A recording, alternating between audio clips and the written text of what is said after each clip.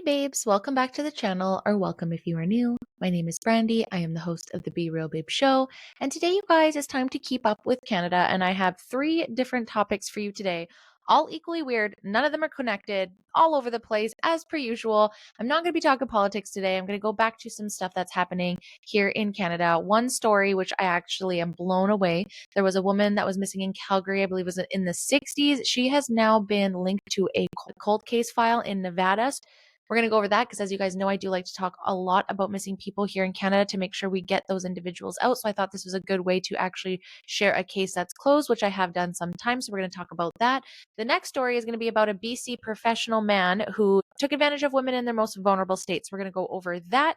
And then the last one, I didn't even mean to fall down this rabbit hole, y'all. And considering that I have been known to be a conspiracy theorist, I'm shocked I didn't know about this individual. But we're also going to be talking about someone that's deemed themselves the Queen of Canada and the ruckus that they have recently caused in a Saskatchewan town. And we're going to go over that and the rabbit hole that I fell into. So if you're interested in listening to that, stick around and we'll jump right in.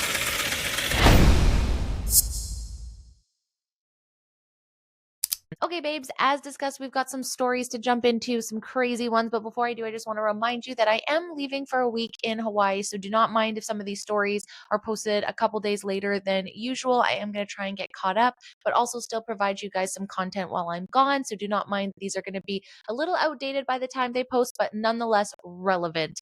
So the first story I wanted to talk about was a missing person case from the 60s that a big news article came out from CTV saying that is linking her to a murder in Nevada, a cold case. And I thought we could get into that because I do share a lot of missing people on this platform. I also thought it's important to make sure we talk about ones for a long time and why it is so important to always talk about missing people's cases, because it could be decades later that information matters. So let's jump into this article.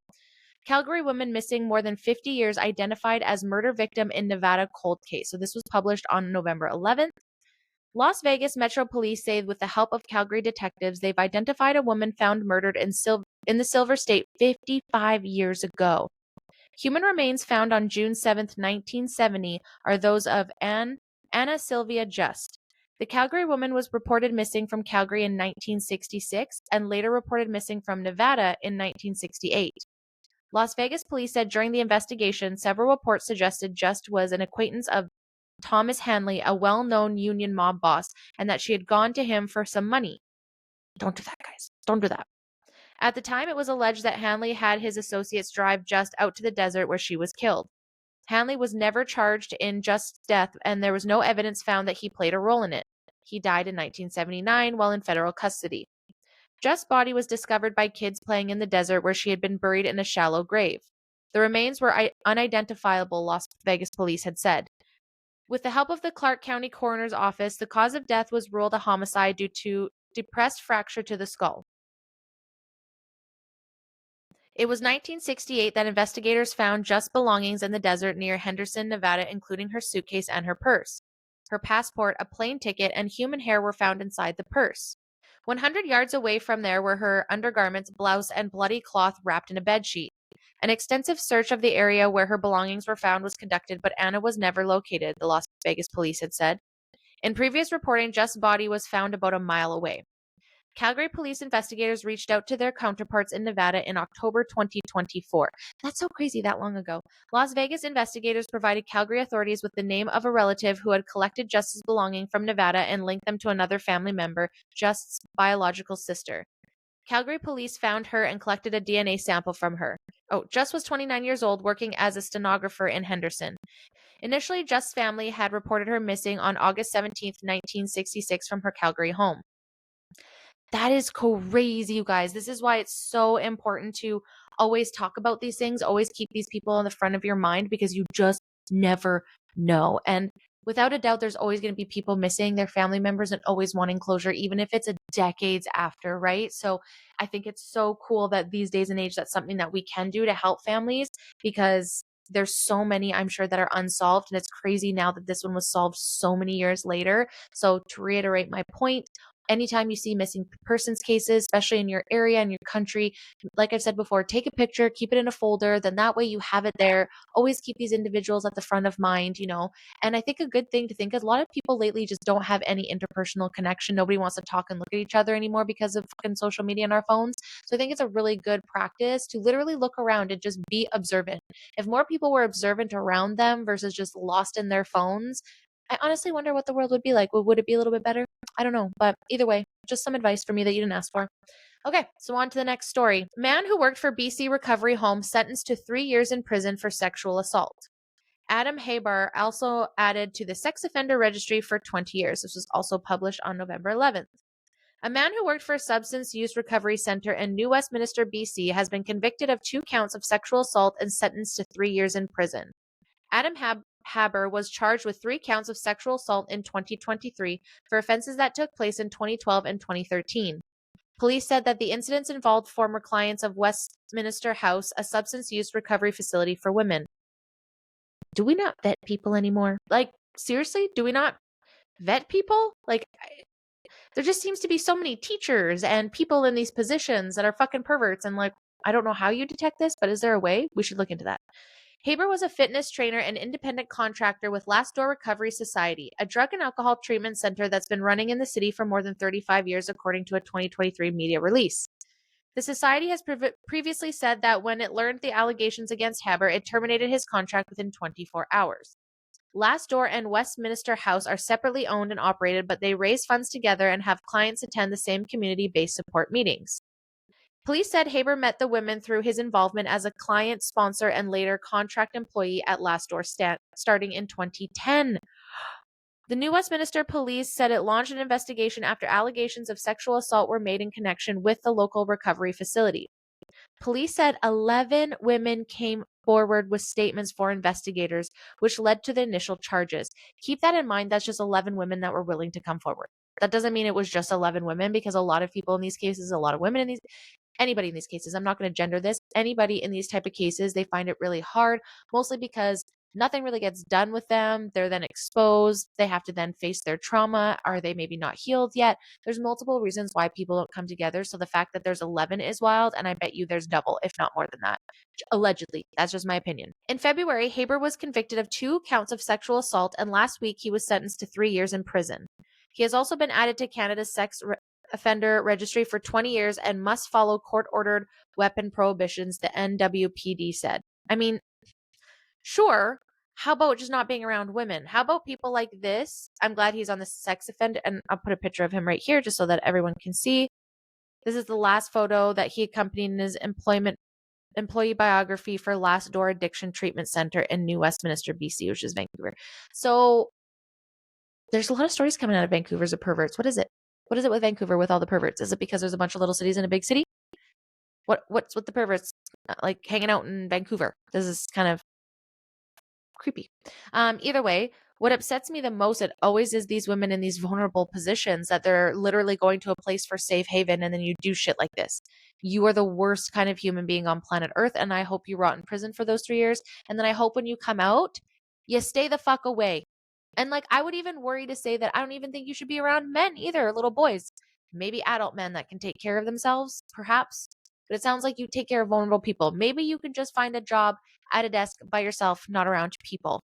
And to me, people like this should be blacklisted from working with the public in any sort of safe capacity, without a doubt. It shouldn't even matter. Like, I don't know if people go and look at the sex registry list. Like, when you're going to hire somebody, is that what people do? I don't know. My employees, or not, they're not my employees, they're my coworkers, are my friends, and I know that none of them are perverts. So I don't know what it's like to have a big business and look into people, but maybe we should start doing that if we don't already. Not saying, not blaming these people at all. I'm just saying, is that a way we protect people from this? Because if you don't mention that, you don't catch my YouTube channel, which you should subscribe. How would you know? Right. And unfortunately, these people usually are very charismatic. They do seem like they want to help people. They usually, quote unquote, have a squeaky clean situation until they get caught. So I don't know what the answer is. Like I said, I'm not blaming these individuals. I'm just saying, collectively, how do we, Canada, protect individuals? I don't want it to have to be a segregation, because I don't believe it's all men and I don't believe it's all women, because it could just equally be a woman doing this shit too. I see a lot of women teachers doing weird shit. It seems to be the male professionals are doing weird shit. So there's weird shit everywhere. How do we protect people from this, you guys? I don't know the answer. I just so tired of reading these articles, literally coming out of CBC too, of people that are in very powerful positions with vulnerable people.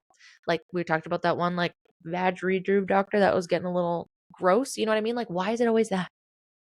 And then I'm not going to say a woman's going to do anything different. Maybe she would, maybe she wouldn't. I don't know. But it's still like, what are we doing here? Okay. Article posted November 12th that sent me down a fucking rabbit hole. Are you ready? Richmond, Saskatchewan residents asked for province support in wake of Queen of Canada cult. Now, if you know me, you know how much I love cults. You know how much I love not being in one, just reading about them. So immediately my eyes were like, whoop, what's this? And then I had to figure out who the Queen of Canada was. Residents said that the village of Richmond's bill for things like legal fees could top $75,000. Residents from a village that spent 2 years plagued with the presence of a cult are asking for provincial government's assistance. Romana Didulo, better known as the Queen of Canada to her followers, set up residence in a converted school in the village of Richmond for nearly 2 years. The village has a population of approximately 120 people and is located 365 kilometers west of Regina near the Alberta border. That's a very small town to have a cult. I mean, that's where they like to usually congregate, right? Smaller towns. Didulo and her followers disrupted the lives of many Richmond residents, including Shauna Sen, who came to the legislature on Wednesday. Shen said the cult harassed residents and made threats, and situations became so bad that the city's administrator quit in December 2024. The replacement who was hired only lasted from April to July, Shen said. Shen? I'm so sorry. It's embarrassing to have it posted on the internet that our village office is closed now due to ongoing harassment. In September, the converted school was raided by the RCMP. Didulo and some of her followers have been charged, and that legal process is still before the courts. We'll keep you posted on this one. Although the cult is now gone from Richmond, Sen said that the village continues to deal with the effects. That includes an increasingly large bill, as much as $75,000 for things like legal fees and other expenses that could grow if it becomes necessary to demolish the former school. The financial impact is too severe for a tiny community of ours that only has 120 residents. And that's 120 residents, not 120 tax-paying properties. Sen was joined by Brittany Sanger, the Saskatchewan NDP's ethic critic. Both called the provincial government to lend the village a financial hand. In a series of text messages, Richmond Mayor Brad Miller confirmed that a formal request for financial support has yet to be made by the village. Miller said that a council meeting is set for this week and the topic will be discussed. Premier Scott Moe responded to Richmond residents' concerns after question period on Wednesday. Moe said he believes his government can try to help more, but it's up to the owner of the former school building and the municipality to fix the problems the cult left behind. He added that the Minister of Intergovernmental Relations has indicated that the province could advance some money through municipal revenue sharing, unconditional funding provided by municipalities by the province. We will work with the community to make this work because I would agree that the community has unnecessarily and due to no fault of their own been through more in the last couple years than any community needs to, Moe said. The province confirmed the village has received nearly $130,000 through municipal revenues sharing since concerns were first raised about Didulo's presence in 2023. So it's not that they haven't helped already. That sounds 130,000 sounds like a significant amount. This is where I get caught up in the middle. There's two parts of me. There's the conspiracy theory side that's like, fuck the government, fuck everybody. I hate all of you. Good, no, you know what I'm saying? Like there's that part of me that understands why some people start a cult and why they go off and why there's mistrust of the government. On the other side, because I feel like I've been to the depths of the hells of conspiracy theorists, and that is sometimes, no offense to y'all, a miserable living. I didn't come here just to be paranoid and fear and hate everybody. I like to be aware. I like to know things. I like to read things. Do I believe everything? No. Do I believe some things? Yes. Have some things come true? Yes. And unfortunately, that makes some people very egotistical that they must be right on everything. But there's also stuff that has not come true. There's a lot of things. I have yet to see the swamp drained, my friends. And let me tell you, did I fall down the QAnon rabbit hole? Of course I did. Did I think it was really cool to read this stuff? Sure. And at the time of the height of the pandemic, when a bunch of y'all were telling me I should be dead for a vaccine that is, no offense, I'm not even going to say it here because I'm going to get banned on YouTube and we know I'm not allowed to talk about that. And I don't want to do another medical misinformation, but the writing's on the wall, y'all. The trials have ended. We've seen that it's not good. So unfortunately, because some of those things come true, that means that some people believe that everything will be true. Now do what you want. I don't fucking care. It's your life. I'm always just open. If a portal were to open from me right now, right here, and said, jump in, it's your time, I'd be like, sounds about right. You know what I mean? Like, I'm just open to everything, but I don't believe everything, So this is where I stand. So I'm like, who the fuck is this Queen of Canada? Now, I think I've heard about this before. I think I've heard some rumblings of it. Probably some of you will be like, well, if you're a conspiracy theorist and you don't know who she is, you probably didn't go that deep down the rabbit hole. No, because I have a life. Because of life, and I want to live my life. And I don't want to live my life in conspiracy theories all the time. It was fun. It was great distraction during the pandemic. But I have a real life, right? And I don't want to sit here and be afraid of everything. And if this is truly my only life, I want to enjoy it.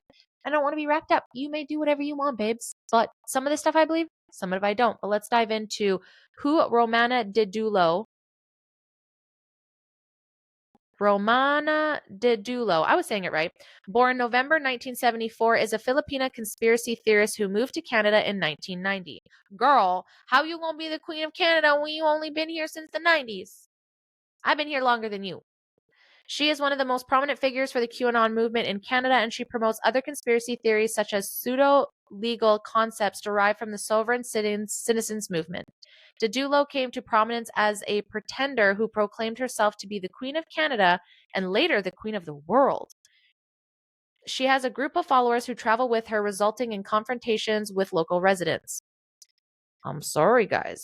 Sounding very Charles Manson-like. So you can go Wikipedia this if you want more, but we're just going to go down the conspiracy theorem side and the angle because I think it's really funny and interesting, and I'm just going to layer in my opinions as we go through this, just because I think it's interesting. And these people are these people are in Canada, so it's Canadian, okay? Didulo eventually became immersed in online conspiracy theories. Same. In 2020, she reemerged as the founder and leader of a non-registered political party, Canada First Party, with the slogan "Draining the Swamp in Ottawa." She began creating video interventions during which her public persona experienced a series of rapid transformations. She claimed to be everything from a political party leader to the head of state of a Canadian republic and even the Queen of Canada with high-level extraterrestrial connections. Girlie, this is where you lost me. I mean, you lost me with the QAnon stuff a little bit because, anyway, she gained followers in 2021 after being endorsed by popular QAnon influencers. She claims her power is backed up by a secret faction within the American military, a common QAnon trope. According to Vice News reporter Mark Lemieux, Didulo's rise in popularity among QAnon's adherents were made possible by the fact that Q, the movement's originator, went silent in late 2020. This allowed Didulo to step into the power vacuum. Also find that super interesting that everything dropped in 2020. We're still in 2025 talking about this. Again, at the time, I will say it felt really nice thinking, oh my gosh, this is true. And listen, if you haven't, I truly think you should watch The Fall of the Cabal. I think it's a really interesting documentary, even if you believe it's fiction, even believe it's nonfiction. I think it's just super interesting for these ideas. You probably understand quote unquote conspiracy theorists a little bit better once you watch that, but I feel like everything that I learned in that in 2020, a lot of it also hasn't come true. Not The Fall of the Cabal, all the QAnon stuff. So interesting that in 2020 it stops and we're 5 years later and these people are still going off because this is probably part of the move. Although Didulo did not at first explain the basis for her claim to be a Canadian monarch, she later clarified that she had been appointed to that position by an American named David J. Carlson, purportedly the commander-in-chief and king of the United States. The commander-in-chief is the president, is it not? Which would now be Donald Trump, which at this time would have been Biden in 2020.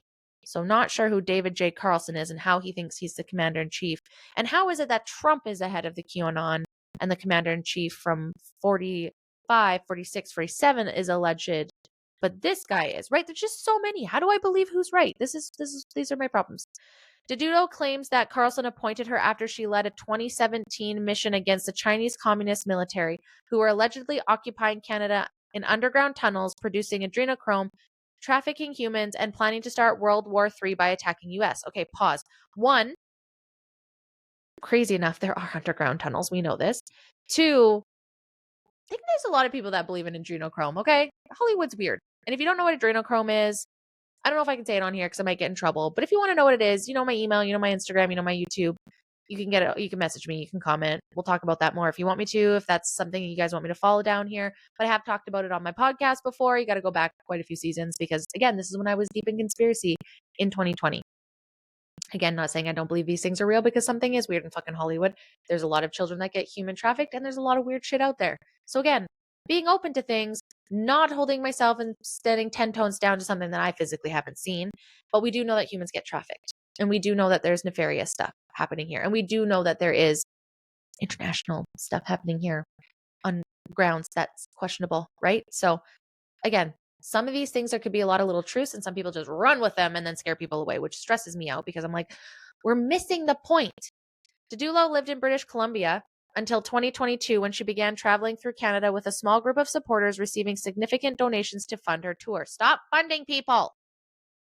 According to those who traveled with her, Didulo exhibits authoritarian and abusive behavior toward members of her team, with experts such as Chatham University criminology professor Christine Sarteschi warning that this fits cult-like behavior.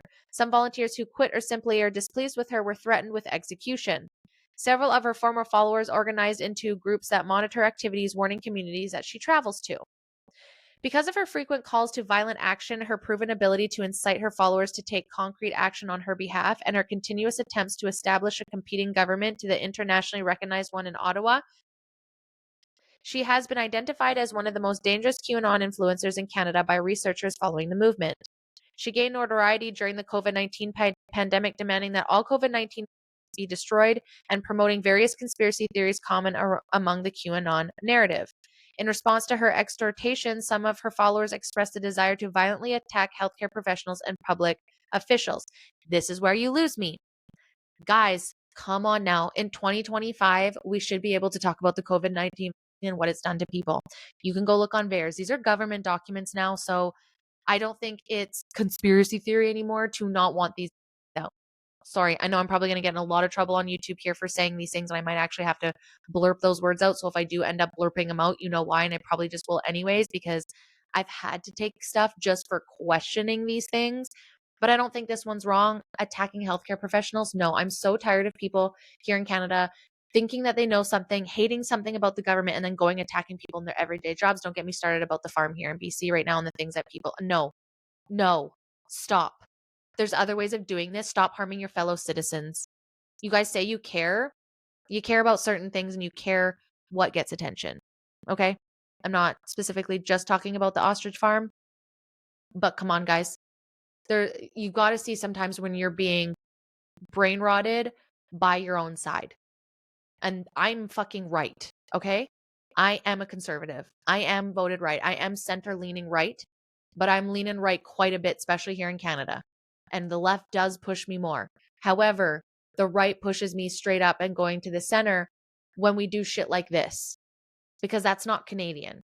And the amount of impatience and the I'm right ego is insane sometimes. And this is why I had to back away from a lot of things in the freedom community, because the convoy to me was bang on. It needed to happen. It shook the world. It kind of got us out of that hell.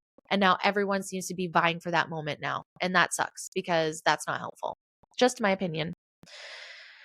Her rhetoric appeared to become less violent through 2022. However, in early 2023, she called on her followers to fire on groups of migrants at the Canadian-US border. Really, I'm not loving this woman. Didulo has not been universally adopted within the QAnon movement, with some influencers warning she might be a government operative tasked with discrediting the movement. She responds by threatening her detractors with execution. She also joined the 2022 convoy protest in Ottawa, where she was met with a hostile reaction when she attempted to burn a Canadian flag, prompting her to denounce the demonstrators she intended to join. See? This is what I don't like about her. Girlie, you don't burn our flag. Don't be here. You came here in the 90s. Why are you burning our flag, but then shooting at migrants? That doesn't make sense. Stop. Well, I mean, stop, you're in jail. In 2022, David Carlson, whom Dido claims appointed her as Queen of Canada, ended their partnership by denouncing Didulo's behavior and endorsing a former follower of Didulo's, claiming that to be the true Canadian Queen. Didulo responded by suggesting that the person posing online as Carlson may be a clone. Oh my God, this goes so deep, you guys. Didulo has made a number of unsubstantial claims, including that she is an extraterrestrial with secret access to New Age healing technologies that can regrow limbs, that she abolished utility bills and other debts, and has ended adrenochrome extraction in Canada. I don't want to read the rest of this. In a ruling issued in 2024, Court of King's Bench of Alberta Associate Chief Justice Kenneth Nielsen stated that Dedudo's following contribute to an increasing number of cases implicating individuals invoking baseless pseudo-legal arguments in an attempt to evade their debts. She also started issuing her own money in March of 2023. Referring to sovereign citizens rhetoric, she started handing out these pieces of paper representing unspecified currency to her close followers as a first step to gain more general distribution. Several of her fans said they hoped to use the bills to pay for housing and other necessities, even though Dedudo did not claim that would be possible. She nevertheless requested more donations to continue printing her currency, claiming that she will make every Canadian rich in the future. The lore, you guys, goes so deep. It continues on. She was in Nova Scotia for a bit. Then she obviously made her way to Saskatchewan, where she is now in jail and there is court. Wow.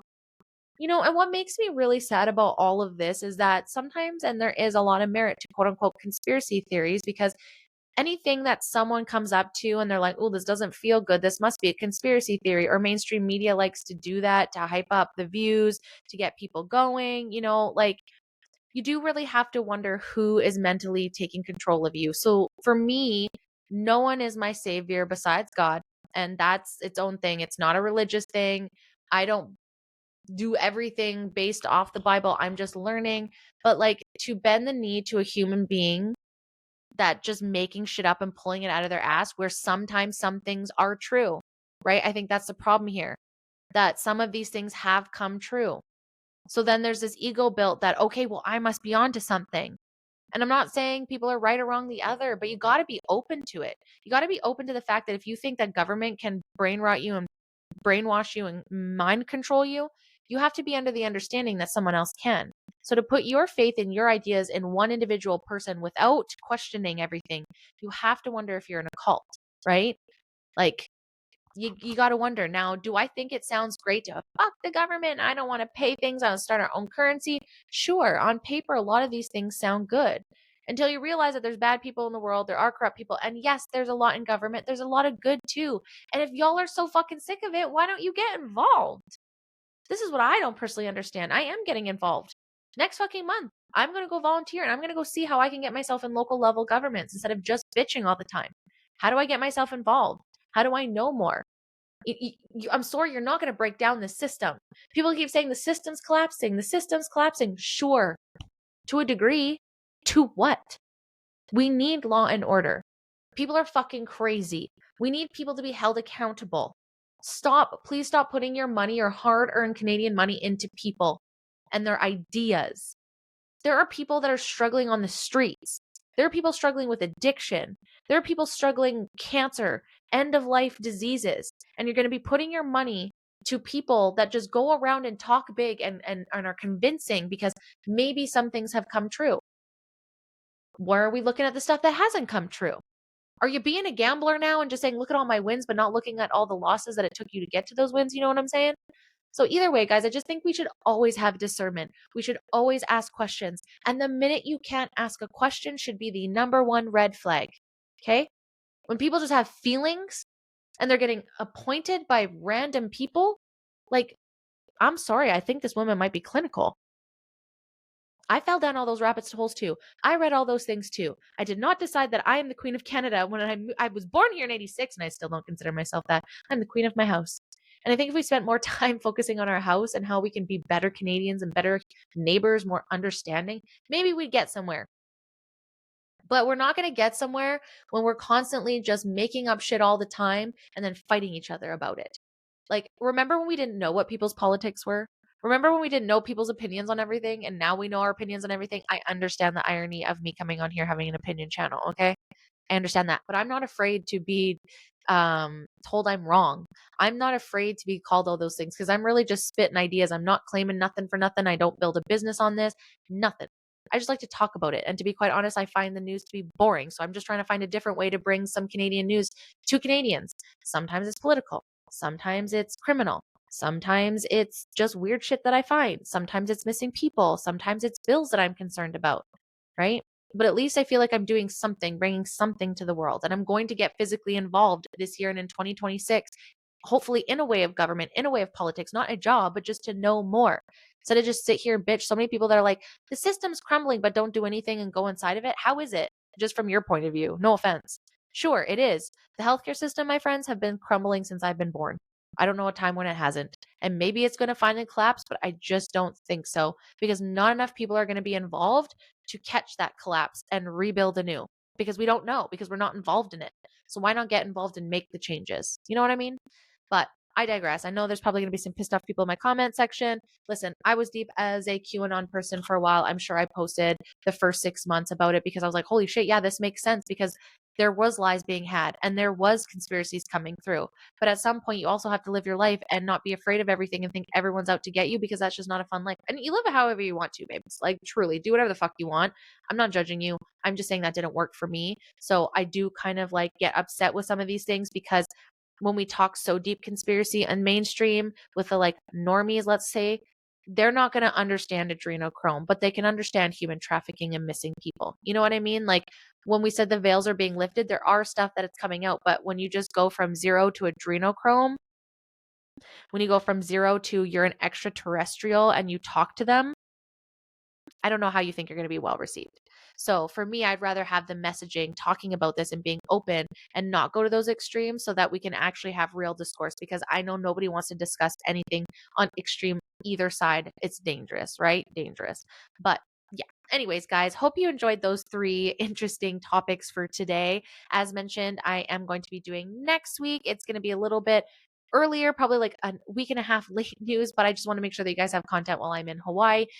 Don't forget to like, subscribe, turn on notifications. On Monday, we have Keeping Up with Canada. On Wednesday, it's Internet Insanity, where I talk about equally insane stuff, but I open it up internationally, whether that's off Netflix, TikTok, Instagram, YouTube, on the internet. Anything I can find is weird. We're going to talk about it on Wednesdays. And then Fridays on Apple, Spotify, and Rumble. You will get the podcast every single Friday. And when I am on my break, which is coming up in February, I'll be taking a month off.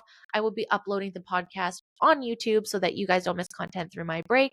But yeah, wish me luck on getting this batch upload done so that I could take a week off in Hawaii. Cannot wait. Thank you guys again so much for listening and tuning in, and I'll see you in the next episode. Bye. Thanks for watching. Make sure to like, subscribe, and turn on notifications. Until next time, bye.